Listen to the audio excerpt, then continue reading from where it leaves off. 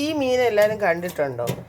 ഞാൻ ആദ്യമായിട്ട് കാണുന്നതും ആദ്യമായിട്ട് വാങ്ങിച്ച് കറി വയ്ക്കാൻ പോകുന്നതുമാണ്. അപ്പോൾ ഞാൻ ഈ മീൻ കണ്ടിട്ടില്ലാത്തതുകൊണ്ട് അവരുടെ ചോദിച്ചത് എന്ത് മീനാണെന്ന് ചോദിച്ചപ്പോൾ ഇത് പൂമീനെന്നാണ് പറഞ്ഞത്. അപ്പോൾ ഇത് വാങ്ങിയിട്ടുള്ളവർ ഒന്ന് കമൻറ്റ് ചെയ്യണേ. അപ്പം നമുക്കിതിനെ ഒന്ന് വെട്ടി വൃത്തിയാക്കിയിട്ട് വരാം. അങ്ങനെ ഞാൻ ഈ മീൻ ഇച്ചിരി പാടുണ്ടായിരുന്നു, എന്നാലും നന്നായിട്ട് കട്ട് ചെയ്ത് എടുത്തിട്ടുണ്ട്. ഞാൻ ഇത് ഇന്ന് കറി വയ്ക്കുന്നില്ല, നാളെ കറി വയ്ക്കുന്നുള്ളൂ. ഇന്ന് ഞാൻ 2-3 കഷ്ണം ഫ്രൈ ചെയ്യാമെന്ന് വിചാരിച്ചു. അപ്പോൾ നമുക്ക് അതൊന്ന് നോക്കാം.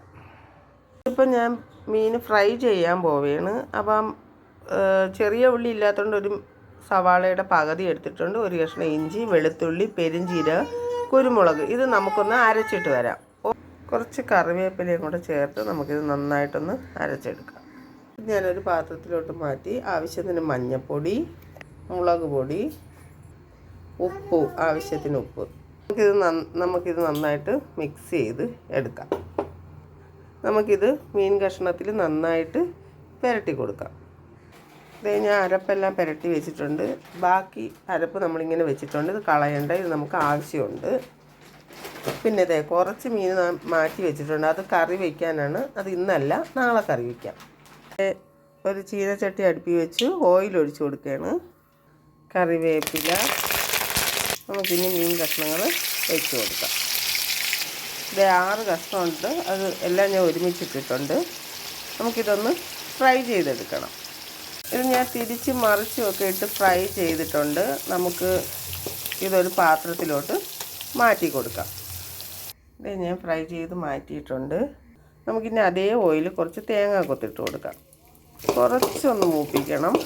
നേരത്തെ നമ്മൾ പുരട്ടിയതിൻ്റെ ബാക്കി അതിൻ്റെ അരപ്പ് അതും കൂടെ ഇതിലോട്ടൊന്ന് മിക്സ് ചെയ്ത് ഇതിൻ്റെ പച്ച മണം മാറുന്നത് വരെ ഒന്ന് വഴറ്റിയെടുക്കണം.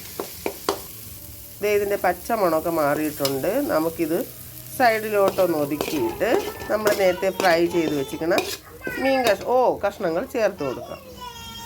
മുട്ടായിയാ തനുവാവ മുട്ടായി ചോദിക്കുകയാണ്. ഭയങ്കര മുട്ടായി തീറ്റിയാണ് തനുവാവയ്ക്ക്. അമ്മമ്മ എടുത്തു തരേ. ഇനി നമുക്ക് ഈ അരപ്പ് ഇതിൻ്റെ മീതെ ഒന്ന് ചേർത്ത് കൊടുക്കാം. എന്നിട്ട് നന്നായിട്ട് ഇതൊന്ന് മൊരിച്ചെടുക്കണം.